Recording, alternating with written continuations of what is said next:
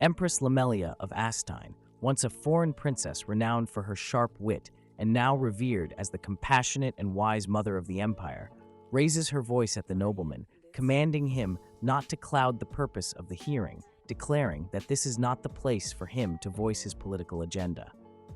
Lesta glares at her, grinding his teeth in frustration, retorting that it is likewise not the place for her to meddle. The audience gasps in shock as he dares to speak so brazenly before such an exalted figure. His Majesty rises abruptly, shouting at Lesta and demanding how he dares insult the Empress. Yet the Marquess holds his composure, proclaiming that her position holds no authority over the politics of the Emperor and nobles, further raging that a woman's role is to tend the household and support her husband, and that by straying from this duty and wandering freely, they only make themselves vulnerable targets. The Empress exhales, telling him once more that this is not the place for political discourse. The audience begins murmuring, many noticing that she has been involving herself too much of late, while several young ladies, inspired by her, now struggle to claim leadership of their families, prompting the men present to whisper their agreement that women ought to do only what they do best. Lady Adlete panics, insisting that they are merely using women as a pretext and that their true aim is to diminish the Empress's growing influence, declaring this level of insolence beyond acceptable.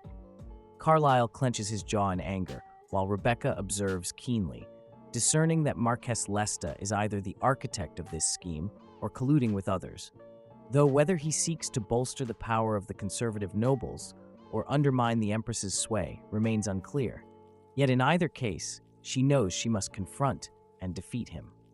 After careful thought, she speaks, drawing his attention, asking if he truly believes women should remain confined at home rather than venture out to work, to which he replies without hesitation that of course this is his intent, asking if it is not already obvious to her.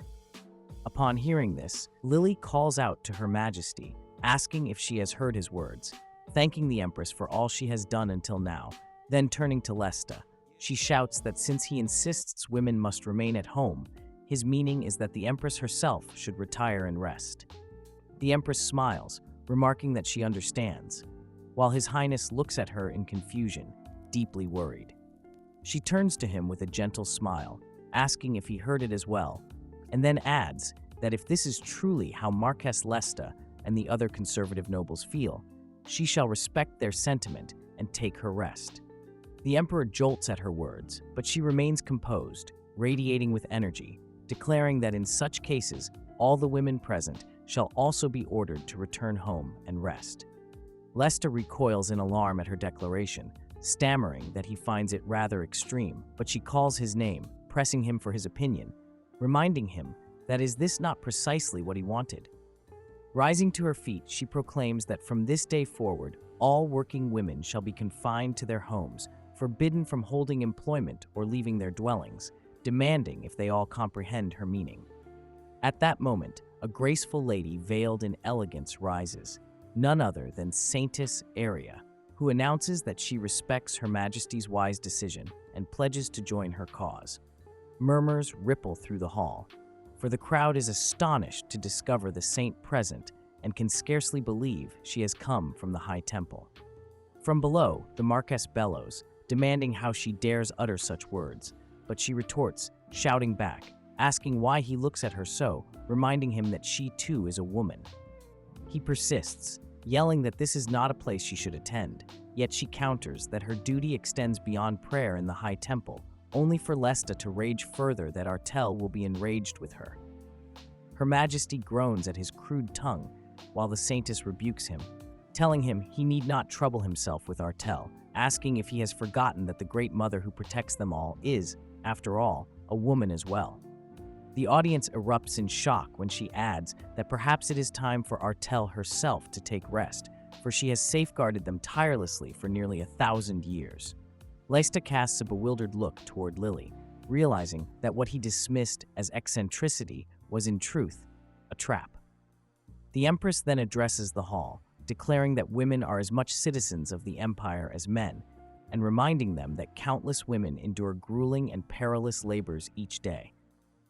Rising tall, she asserts that Lady Lily's inventions have been proven safe and deserve recognition, for she believes it is thanks to these self-defense tools that their people may now be a little more shielded from harm. Suddenly, a gentleman appears with his maid, stepping forward to voice his agreement with Her Majesty, beseeching her to examine an image crystal he has brought.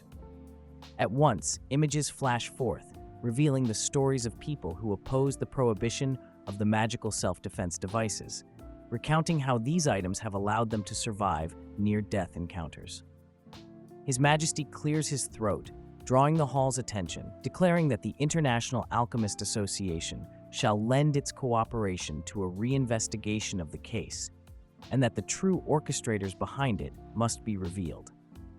His Majesty clears his throat, commanding the chamber's attention, declaring that the petition to forbid Lady Lily's self-defense devices shall be rejected, though all sales will remain suspended until proper regulations are established, and finally announcing that the detained citizens are innocent, ordering their immediate release with a resounding shout.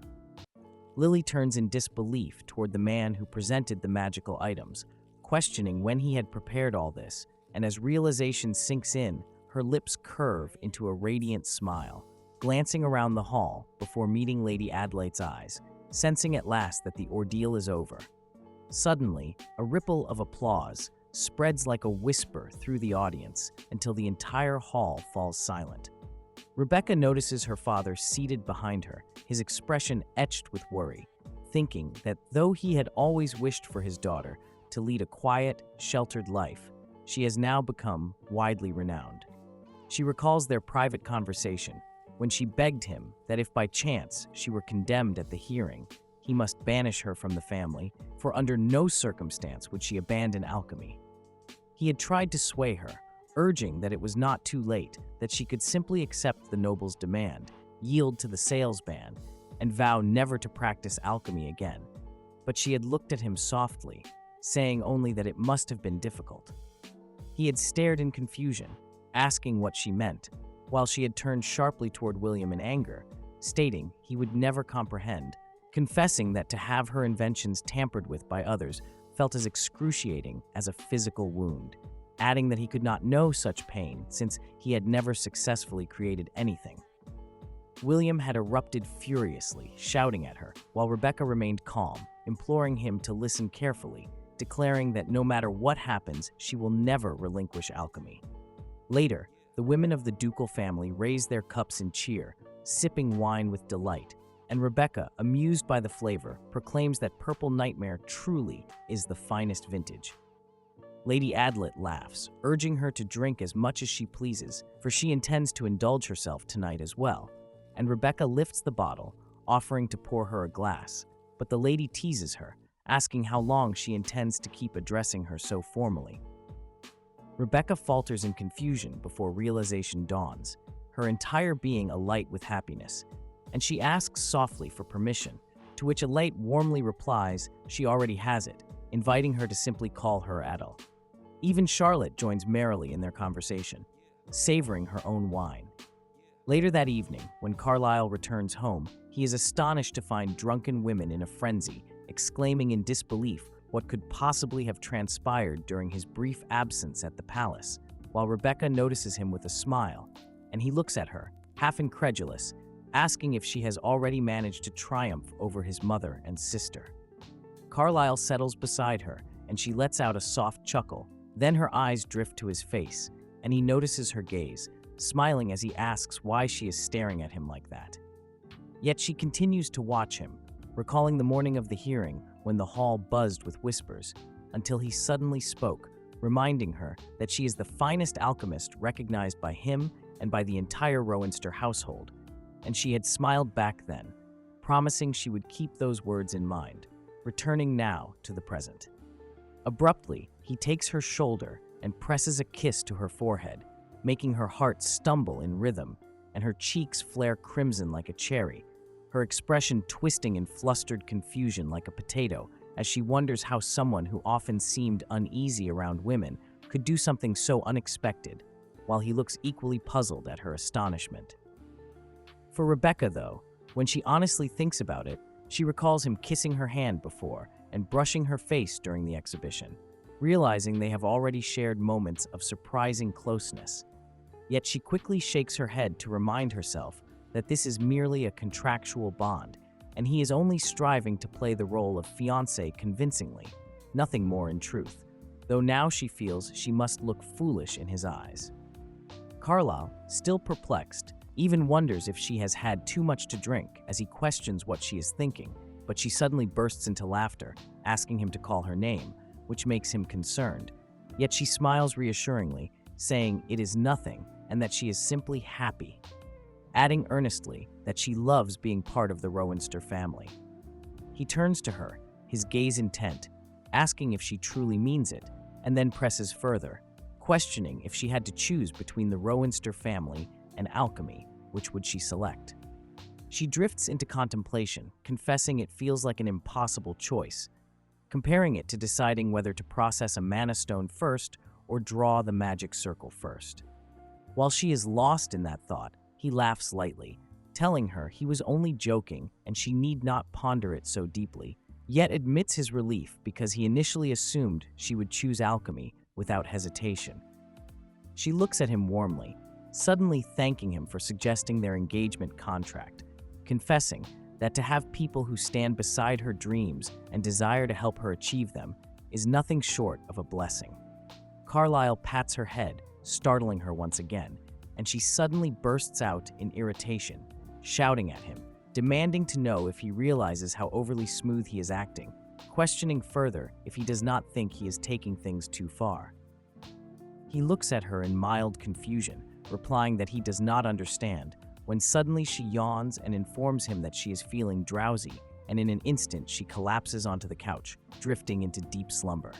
He gazes at her with a quiet laugh before carefully lifting her into his arms, the maids gasping in shock at the sight, yet he continues steadily forward, carrying her into her room and laying her gently upon the bed. Calling her name softly, she stirs faintly, and he whispers that he hopes she has sweet dreams, to which she mumbles a sleepy goodnight in response. Returning to his earlier discussion with the Emperor, His Majesty had asked what he thought of the matter, prompting Carlyle to question which matter he referred to, and the Emperor clarified that he was speaking of Lady Rebecca, pointing out that Carlyle had only become engaged to her in order to defy his father, had he not. Carlyle jolts upright, startled that the truth is so widely known, when suddenly the Emperor presses further, suggesting why not make the engagement genuine. The Duke explains firmly that he knows Rebecca would not desire such a thing, for the position of Duchess would burden her with immense duties, and he cannot ask her to abandon alchemy, but His Majesty questions him, asking what he would do if she herself truly wished to marry him. Now, sitting beside Rebecca's bed, Carlyle ponders seriously what his answer would be if she did wish for marriage, mocking the Emperor inwardly, wondering why he would even ask such a question of him, but then realizing grimly that before considering such matters, he must uncover the culprit behind Rebecca's trial, determined that his only focus now is to seize the person who orchestrated it. Meanwhile, Haley's father confronts her sternly, asking if this incident was her doing, and as she glares out the window, she grinds her teeth in frustration, biting her finger, confessing that she had already expected the Empress to interfere when she brought in Marquess Lesta, but she never foresaw the Saintess rising to defend Rebecca as well. She screams that the Saintess ought to remain cloistered in the temple, praying all day, and her father explodes in anger, shouting that because of her recklessness, he was forced to send one of his trusted friends to prison, as the man had taken all the blame for her misdeeds. Haley shrieks back at her father, demanding what he truly wants, insisting she should be far more important to him than a mere friend, before smirking coldly and declaring that she will never yield. He stares at her with growing tension before suddenly turning toward his butler, barking an order to pack her belongings immediately, announcing that he will send her away to the family estate at once, insisting she needs to recover her health and that she is unwell. Haley panics in shock, crying out to her father in desperation, but he dismisses her pleas, instructing the butler to watch her closely so she cannot step beyond the estate's walls, forbidding her from meeting anyone as well. as she clutches at the air and screams in despair for her father. Rebecca is startled when Lady Adelaide informs her about the trip, the lady explaining that though it is a little late this year, they always travel in autumn, and even Charlotte adds that many nobles take vacations to recuperate so they can endure the harsh winter, with the southern regions being the most favored destination. Rebecca remains puzzled by the notion, and Lady Adlet guesses that it must never have been a tradition in her family, but Rebecca grows excited, suddenly wondering if David is going on a trip and to where. Charlotte notices her expression and smiles, telling her that they usually visit a hot spring, which astonishes Rebecca and amuses her further as she begins imagining it. Sometime later, they all arrive together at a splendid villa, and Rebecca is left in awe, stunned by the beauty of the place, exclaiming how amazing it is, glancing around in disbelief that the Emperor gifted them a villa with its own private hot spring. Yet Charlotte shows little enthusiasm, telling her family she will pass for now since she feels drowsy and wants to rest, and even the madam remarks that it has been quite a while since their last long journey, so she too feels tired, kindly asking Rebecca not to mind them and instead enjoy herself. After their departure, Carlyle looks at Rebecca and asks if she would like to go up to her room and rest as well, but she looks at him curiously and asks what about him, to which he answers that he is fine, and she is surprised to realize that he does not appear weary at all. He explains lightly that it is because he is a powerful SwordMaster, isn't he? And she ponders for a moment before admitting she feels a little fatigued but truly wants to see the hot spring, and he agrees, encouraging her to go ahead. She is taken aback, asking if he means right now, but he assures her that the attendants should have already prepared everything before their arrival, and she dashes off instantly, running toward the hot spring, calling back to him that he does not mind if she does. He watches her with a smile, and after a short while, Rebecca steps into the hot spring with her body wrapped in a towel, astonished by the rising steam, standing at the edge while wondering if she should go a little deeper, when suddenly she is shocked to see Carlyle there. He turns around at once, meeting her stunned gaze, then comes closer while calling her name, and she freaks out, screaming so loudly that even the madam in the dining room hears her and turns to the maid, demanding to know what that sound was. The maid reassures the madam that she need not be concerned, explaining that sometimes the cries of wild animals echo through the forest. Yet the madam remains unsettled, convinced that what she just heard was more like a mighty roar. Meanwhile, Rebecca shouts at the Duke, pointing at him furiously, demanding why he is there, while he too panics, blushing as he insists that he wanted to ask her the same question. Her cheeks burn crimson as she cries out that she is not that kind of woman, leaving him utterly stunned at her flustered expression while she continues shouting. Back in the dining room, Madame Adelaide sips her tea nervously, trembling at the sound since the intensity of the voices only grows louder, even shocking the maid, who whispers that today they are especially noisy. At the hot spring, Rebecca and Carlyle hide on opposite sides of a large stone until the Duke finally takes the lead, apologizing for startling her, confessing that he had simply wanted to relax, but never thought she would be in this part of the spring. Still blushing, he sighs and adds that, just in case he will say this, he did not see anything. Rebecca's face reddens as she breathes heavily, and in a trembling voice, she blurts that she saw everything, instantly gasping as she realizes she has messed up. He looks at her in shock, pressing her on what she means by everything, and she stammers that she saw his back. He nods, unfazed, telling her that it does not matter since he could show her his back anytime she wishes, which only drives her to splash deeper into the water, shouting and blushing furiously, while he laughs and urges her to calm down, reminding her he would never think of her like all those women. Rebecca tries to compose herself, murmuring that he never knew about it, while he chuckles, though she continues to panic inside, calling the moment unbearably embarrassing. The Duke, taken aback by her reaction, wonders aloud if it is not usually the man who must explain himself in such situations, but Rebecca shakes her head, insisting he does not, because unlike others, he has no vulgar intentions. His eyes widen at her bold claim, silently questioning what she means by other men and lecherous desires. Yet to shift the mood, he asks whether she enjoys the hot spring. She beams, confessing that she does not merely like it, she loves it. Rising, he warns her that staying too long may cause dizziness and advises her to be careful, telling her he will step out now. Rebecca's heart flutters, and she replies that she will linger a little longer, but promises to remember his words. After he leaves, her mind suddenly replays the image of his back, her thoughts blanking out as she splashes water over herself, muttering in frustration for her imagination to stop wandering. Rebecca steps out of the hot spring, clad in a dazzling green gown, shimmering in the light, and she immediately asks the maid what she has been given to wear. The maid explains that it is the traditional attire of this region, designed to be far more comfortable than the garments she usually dons.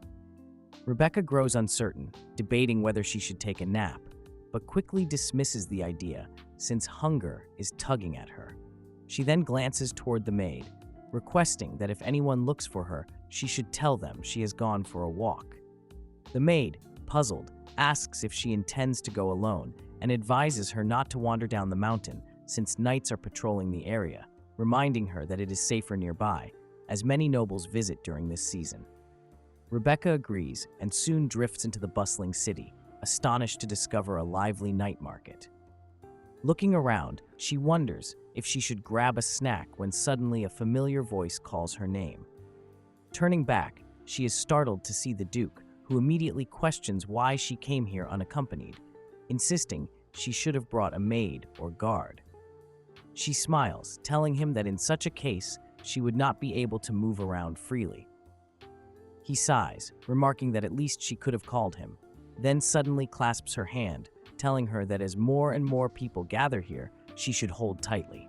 Rebecca blushes as she studies his face, confused since he is supposed to be uncomfortable around women, yet he shows no sign of it now, making her wonder if perhaps he simply does not view her as a woman. While she is lost in thought, he pulls her closer and gently places a delicate flower crown upon her head. She touches the crown, realizing he has surprised her again, and offers him a blushing smile. Deciding to let go of her tangled thoughts, she chooses instead to enjoy the evening. After roaming the market and sampling snacks, she is amazed to stumble across an alchemy stall run by a merchant who informs her that the largest shop lies in the village at the mountain's base, where they sell every variety of alchemical items. Rebecca is delighted by the news, glancing at Carlyle for approval, and he responds with a warm smile. She eagerly asks if they should go take a look, and upon reaching the shop, she is astonished by the vast assortment of goods, eagerly introducing them to Carlyle, while he quietly watches her, telling her to take as much time as she needs. Her eyes sparkle with excitement as she examines the materials, remembering how, in her disapproving household, she never had the freedom to linger over alchemical items, but now she has nothing to fear. And best of all, she is wealthy. Yet she restrains herself, thinking she should not indulge too much. As the Duke leans toward her, noticing her lost in thought, he softly asks if she is deciding what to purchase. Rebecca tells him he is correct, glancing around as she remarks that she still has enough reinforcement materials back at the workshop, yet perhaps she should stock up since she is here. He studies her for a moment before suddenly declaring to the merchant that they will purchase everything, leaving Rebecca jolted as she shouts in shock, asking if he even realizes how much it all costs and insisting he cannot just buy everything. He questions her, asking if she does not need them all, and she admits that she does, but there is still a limit to how much they can carry back. With embarrassment, she turns to the shopkeeper and explains that they will not be taking everything, requesting a moment instead.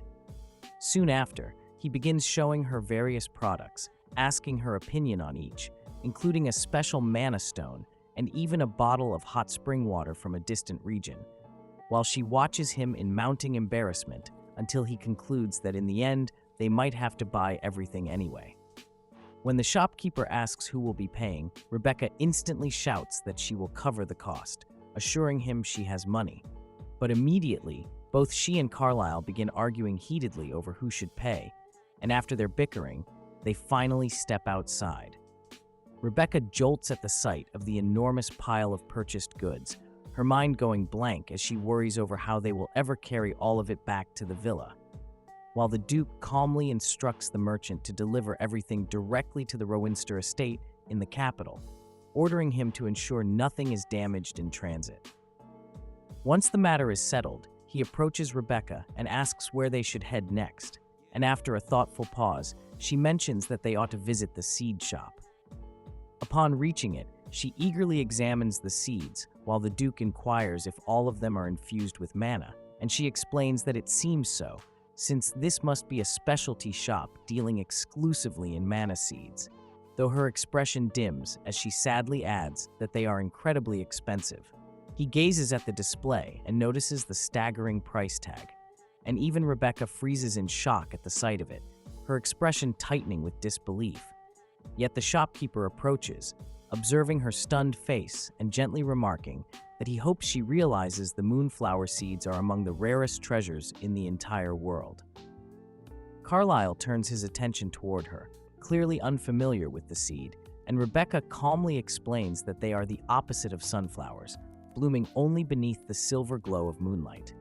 When he questions further if they differ from evening primrose, she clarifies that primroses are merely ordinary blossoms, while moonflowers brim with mana, valued equally by alchemists and mages alike, and she adds that there exists an intricate alchemical formula capable of making them bloom even without moonlight. That, she continues, is the reason their discovery became a sacred emblem of alchemy itself, and beyond that, the flower was famously cherished by the legendary Oaklean and his beloved wife, Elizabeth. Carlyle stares intently, recalling that she once told him about this very thing before, even remembering her soft voice singing that ancient ballad to him, and with quiet resolve, he suddenly steps toward the merchant, firmly declaring that he will take it.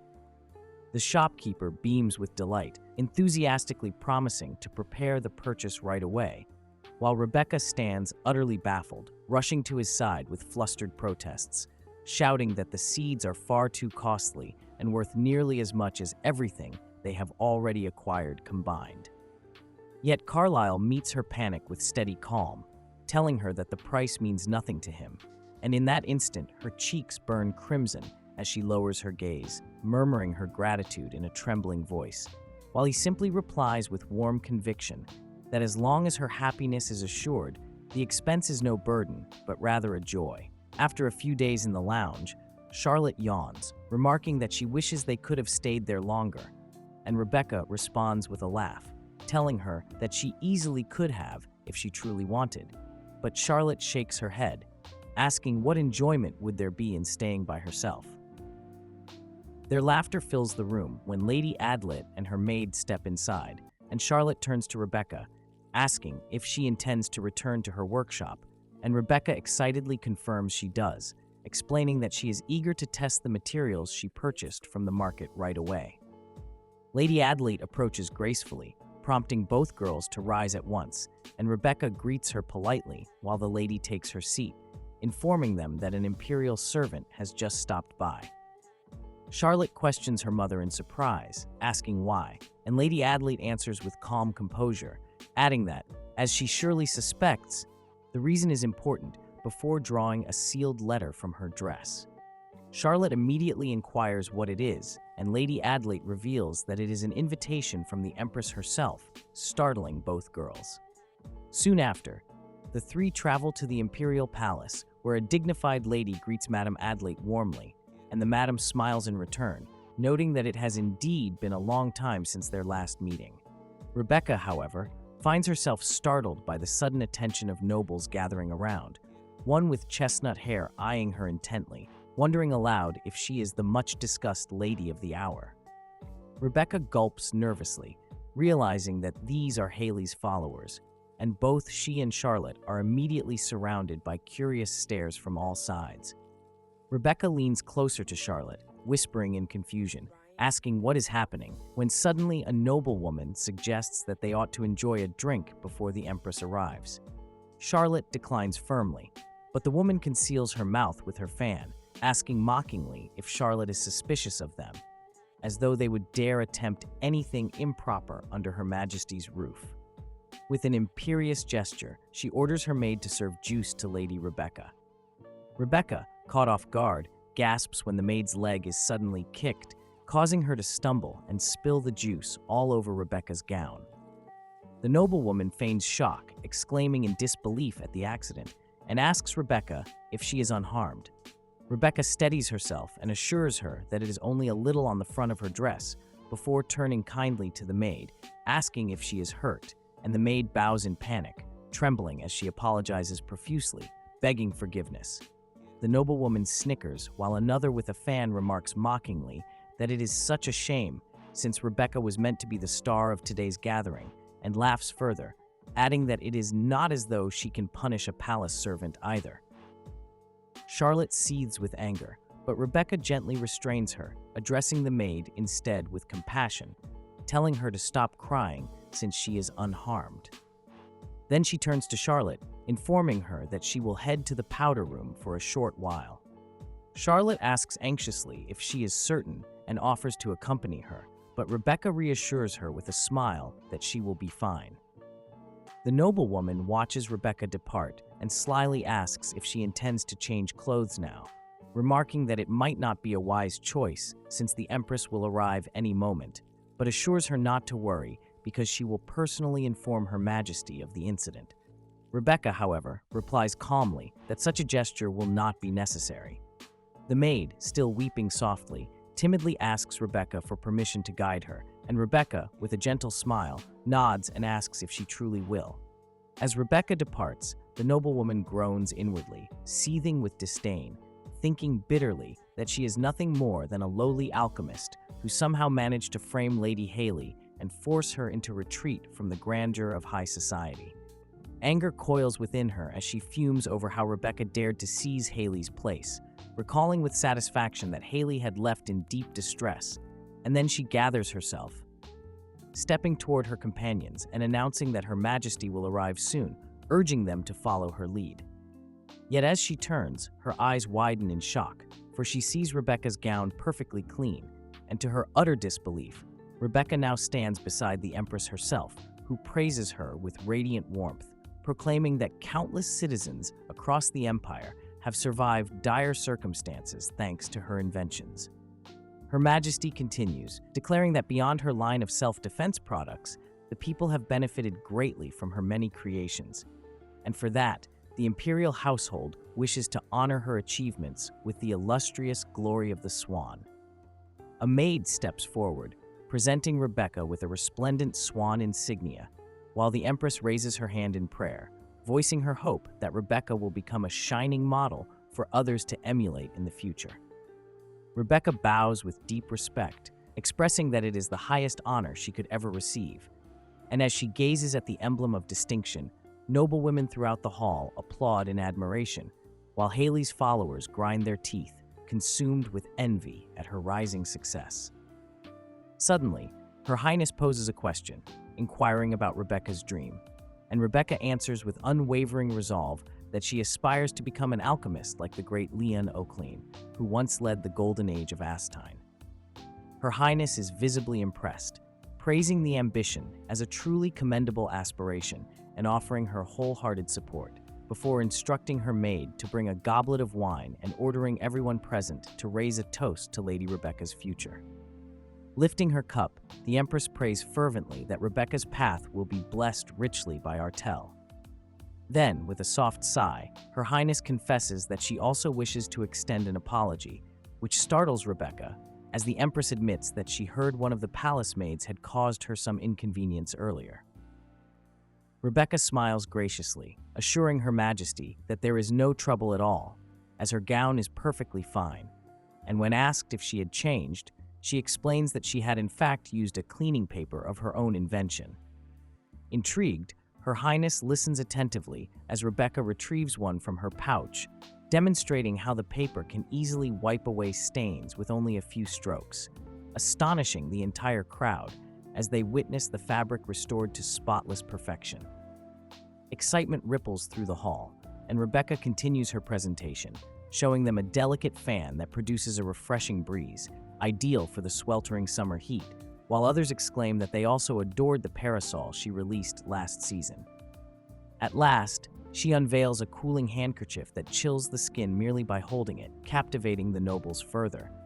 While Haley's followers glare at her with bitterness, mocking in silence as they fume, believing she is skillfully ensnaring the noble society with her clever innovations. Rebecca knocks on the door and tilts her head inside, calling Carlyle's name with a radiant cheerfulness. He greets her with a warm smile, inviting her in, and as she steps forward, he rises politely while she inquires whether he is occupied. He assures her he is not, explaining that he was just about to take a short rest, though she seems unusually delighted, prompting him to ask if she bears some uplifting news. Beaming with joy, she exclaims that it is not merely good, but truly extraordinary, leaving him puzzled until she reveals that the divine beast will descend upon Mount Bermude in 3 days' time. The Duke tilts his head, and she elaborates that this is the sacred day, once every decade, when the celestial beast comes down from the heavens to rest. Understanding, Carlyle acknowledges that it is indeed that season and confirms the site as Mount Bermude, while she nods eagerly. Yet he remains perplexed, questioning if this is the treacherous peak between Astine and Roven, swarming with countless monsters, and Rebecca smiles brightly, affirming that it is, while adding that the divine creature will rest at the summit. His confusion deepens until realization dawns, and he recalls that the beast's feathers are vital in asking her if his assumption is correct. She admits he is right, curiously wondering how he knew, and he responds with quiet certainty that since her heart is tied only to alchemy, it was easy to deduce.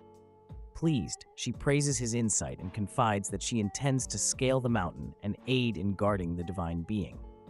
His expression stiffens in alarm as he comprehends her intent, blurting out in shock and scolding her loudly for even considering climbing Mount Bermude, recalling its nightmarish terrain infested with monsters. Sometime later, Rebecca stands pensively by the window, gazing at the rainfall when Carlyle approaches, informing her that the river has overflowed and every guild has declared their refusal to join the mission of protecting the divine beast. He asks if she is disheartened, and she remains silent before whispering that she understands that it cannot be helped. Gently, he places a firm hand on her shoulder, clasping it with reassurance, as she admits her lingering anxiety that with no one defending it, the beast will surely fall prey to the creatures, timidly asking if it will be safe. Carlyle answers with steady conviction that it will manage just fine, though he then turns his face away, announcing he has urgent matters to attend and must depart. Rebecca exclaims, questioning why he would go out in such dreadful weather, but he looks back with calm strength, telling her not to worry, for the storm may endanger ordinary men, yet it holds no threat for him. She stares at him, perplexed by his confidence, but at last she nods quietly, unwilling yet compelled to trust his words. Somewhere else, the Duke descends the staircase and pushes open the ancient door with a creak, revealing the Rowanster heirloom, Dua, the sword once bestowed by Artel upon the very first Duke Rowanster. According to legend, the blade would awaken its true might only when wielded by a master of the sword. Carlyle grips the hilt firmly and turns back, but his mother, noticing the grim determination on his face, questions him anxiously, especially upon seeing that he carries Dua. He tells her with quiet resolve that he is going to protect the divine beast. Though fear clouds her eyes, Carlyle remains steadfast, declaring that he will follow the path of the first Duke Rowanster, and before she can stop him, he rushes outside, leaving her burdened with worry. There exists an ancient tale, passed through countless generations, of the first guardians who chose to shield the divine beast. Though their names are lost, they are believed to be the forebears of Astine's most distinguished houses, the original Rowanster, the founder of Carseus, and the one who stood behind them, Leon Oaklean. Perhaps it is fate, for now Carlyle Rowanster stands where his forefathers once stood, all for the sake of Rebecca, the descendant of Oaklean. Surveying the mountain, he realizes it is infested with feral creatures, while the divine beast has not yet descended. He scratches his head, half in disbelief, thinking he cannot fathom why he is truly doing this, for reckless impulses were never his way, and he wonders when he changed. Stepping down from his steed, he advances, musing that when it comes to Rebecca, he leaps forward without hesitation, unable to restrain himself. Lifting the sword, he calls upon it to answer, and suddenly, immense energy surges forth, enveloping him. Startled, he gasps at the sight of a radiant blade aura erupting, and then the sword begins to move on its own, slashing through the horde with devastating force. Blood spatters his face as carcasses scatter across the ground, and he struggles to comprehend when he became capable of such things, until clarity strikes. He simply did not want Rebecca to fear for the divine beast, nor feel sorrow for failing to obtain its feathers. More than that, he realizes with trembling breath that he longs for her happiness and desires to grant her everything she could ever wish for. The thought makes his chest tighten, his mouth parting in sudden shock. As the revelation strikes him, he must have fallen for her. And in that very instant, as if to seal the moment, the divine beast descends gracefully from the heavens, while Carlyle gazes upon it, quietly marveling that even a man like him could succumb to love. The divine beast gazes at Carlyle with solemn eyes, remarking that he thought no one would dare to come because of the raging storm. Carlyle kneels with reverence, offering his greeting, and the beast observes him closely, noting with intrigue that he has transcended the limitations of mankind. A radiant shimmer passes over Carlyle's body as the creature continues, declaring that the goddess herself would be pleased to see such strength, and that Carlyle reminds him deeply of Rowanster. Carlyle introduces himself formally as a descendant of the one the beast remembers, and the majestic being smiles faintly, remarking that this is the endless cycle of existence and how fascinating it is, for it makes his immortal life far less dull. Carlyle raises his head and requests humbly if the beast might grant him one of his sacred feathers. The divine beast narrows his gaze, asking if Carlyle intends to forge it into a blade, but warns that no weapon could ever surpass the one he wields now, since it was crafted from Artel's scale itself. Carlyle quickly clarifies that he does not seek the feather for his own sake. The beast tilts his head curiously, asking then for whom he wishes it, and Carlyle, with unwavering honesty, replies that he desires to give it to someone who cherishes the divine beast with pure sincerity. The majestic creature lets out a deep, resonant laugh, remarking that Carlyle must indeed love that young one very dearly. Carlyle's lips curve into a quiet smile, and the beast, with softened expression, admits it has been many ages since a mortal asked for his feathers on behalf of another, recalling that the last to do so was also a man of remarkable spirit. That man, too, transcended human bounds, though not as a swordmaster, but in an entirely different manner. Carlyle is startled, realizing there exists another path beyond martial mastery, and the beast explains that the man's love for his son propelled him to transcendence. Desperate to heal his child's affliction, he devoted everything and received feathers to attempt a cure. Carlyle, struck by the weight of this tale, asks if the beast regretted granting them, and the divine beast confesses he has often wondered the same, whether he would have bestowed them had he known the consequences of what would be created. Carlyle ventures further, asking if he speaks of Oakleen, who forged the Philosopher's Stone to save his son, yet became tormented by misery, and whether this tale reminded him of that tragedy. The divine beast affirms his words before lifting one of his shimmering feathers and letting a single plume fall gracefully. Carlyle catches it with firm hands, bowing his head, and declares that he intends to present this feather to Oakleen's descendant, then raises his eyes to the beast, asking solemnly if he would permit it. The divine beast studies Carlyle intently, remarking that he, who has transcended and even fallen into love, wears an expression as if he would raise his sword should the feather be denied, questioning whether he ought to refuse it. Yet the Duke calmly answers that he will not commit such an act, and when the beast asks him why, Carlyle explains that the one he wishes to gift it to would not be pleased if he resorted to force, and she would surely be disappointed in him. The divine beast grows somber, confessing that his greatest fear lies in the most dreadful power of the Philosopher's Stone, the ability to render a mortal immortal, twisting the destiny bestowed by the goddess. Carlyle bows deeply, asking why the goddess allowed such a dangerous relic to exist in the first place, and the beast tells him it is because she is merciful. She bestowed everything upon the world, and even in her endless slumber, she weeps for her inability to care for it further. She takes pride in mortals who surpass their own fates and limits, even if such transcendence might bring calamity to creation. He reassures Carlyle not to be troubled, for the Philosopher's Stone cannot function without Artel's permission. Carlyle is stunned to hear this, and the beast clarifies further.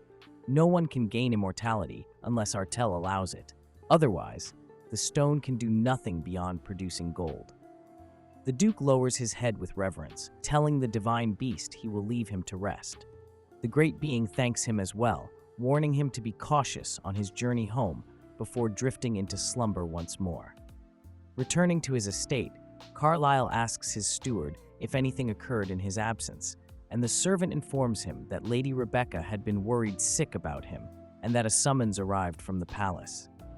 Surprised, the Duke confirms if it was indeed the palace, and the butler explains that the former emperor has requested to see him. Carlyle nods resolutely, stating that he must go at once, instructing the servant to place the box in Rebecca's chambers while he prepares.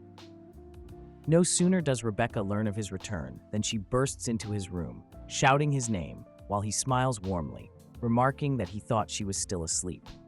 She rushes closer, questioning why he has come so early, before her eyes fall on the feathers. Lifting them, she asks what they are, and he explains that they are the divine beast's feathers. But he freezes as he notices the strange, unreadable expression on her face, and in confusion, he gently asks what lies behind that look. She demands to know where he obtained the feather, and he calmly replies that the divine beast bestowed it upon him. Her eyes widen as she presses further, asking if he truly means that he climbed Mount Bermude alone yesterday, and when he confirms, she suddenly explodes in outrage, shouting if he really spent the entire night battling monsters along the treacherous path. Startled, he admits that he did, but her fury only intensifies as she demands whether he braved the storm by himself in the relentless rain. Nervously sweating, he pleads with her not to be angry, but she continues to yell, her voice trembling with both fear and frustration, asking him how she could possibly stay calm after learning such a thing. He watches her, dazed by the sight, thinking that she is breathtaking even in her fury, and he must truly be mad to be so deeply in love. Rebecca's voice cracks as she shouts again, demanding why he would do something so reckless, and he gently asks if she had not been worried about the divine beast, if that was not her concern.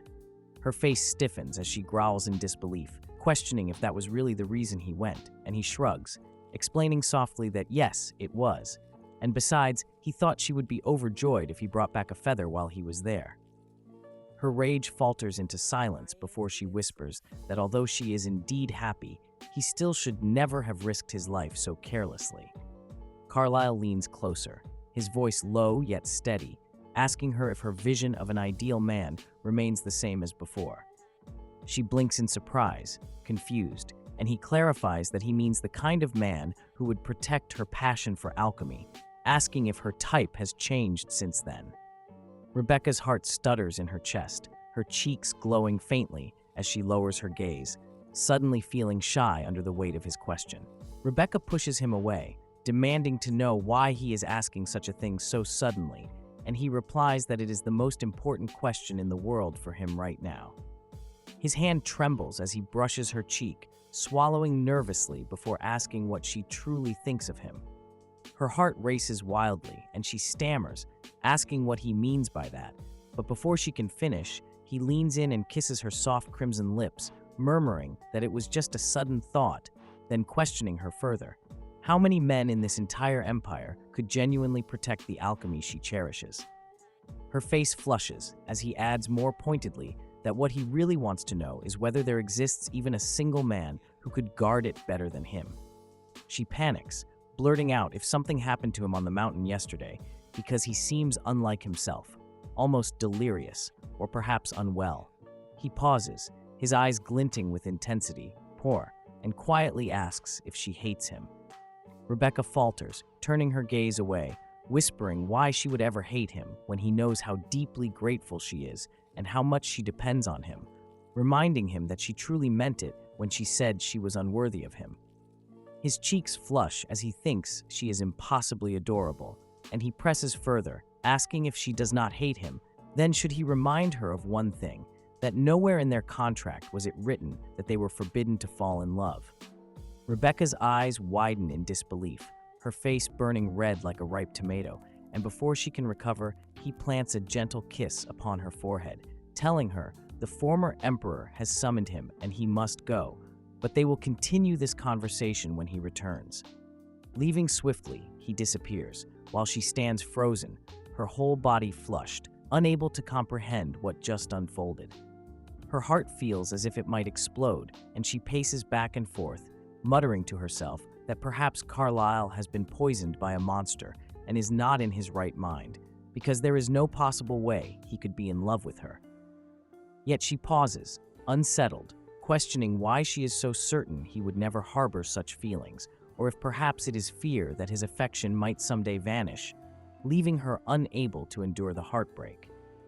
But then she wonders why she would even feel sorrow at that thought, when their engagement was never genuine to begin with, only a contract that she gratefully accepted because it freed her from abandoning her beloved alchemy to marry. Still, the ache inside her chest feels too real, and she does not know why.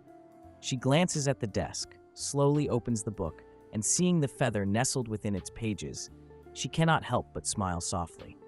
As night descends, the Duke returns, finding Rebecca waiting patiently for him, and without hesitation, he steps closer, lowering himself beside her before leaning gently against her shoulder.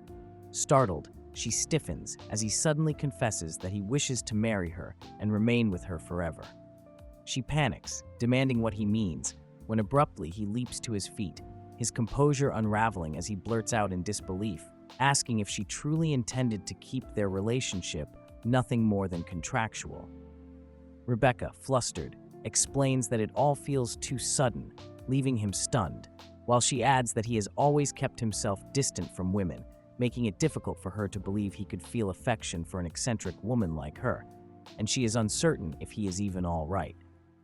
In that instant, he clasps her hand and presses a fervent kiss upon it, her voice trembling as she calls his name in confusion. Drawing nearer, he asks if she realizes that, until now, countless women have tried endlessly to win his affection, yet not one of them ever truly considered how he felt. Leaning closer still, his voice softens as he tells her that she has always been different, thoughtful of him, without once trying to curry favor, and that is precisely what made him fall for her. Pulling her into his embrace, he whispers that he adores that about her, asking what her answer will be. Her cheeks glow crimson, her heartbeat racing uncontrollably, and her lips quiver as he urges her to look at him. When their eyes meet, she cups his face tenderly and presses her lips to his, realizing with breathtaking clarity that she loves him too and yearns to spend the rest of her life by his side. And so with that moment, it marks both the ending of their contract and the dawning of their radiant love story.